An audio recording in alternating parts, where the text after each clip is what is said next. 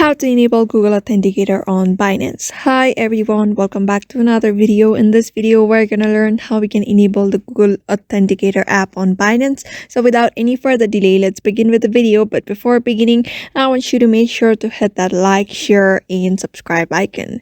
So first thing first, you need to download two applications on your device. Those are Binance and one of them is Google Authenticator app, which is easily available on Google Play Store. After that, you just need to simply open the Binance app and you'll be able to see this kind of home screen if you log in into your account. After logging in into your account, you just need to simply tap on this yellow box at the top left. Just tap on it, and when you tap on it, you just need to tap on your user profile.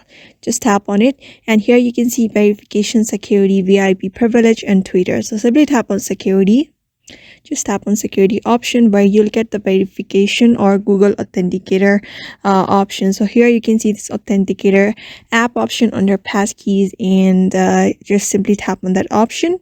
You just need to tap on it, and from here you just need to tap on this enable option and wait for it to load. After that, from here you just need to enter the 6-digit code that you will be receiving on your email ID.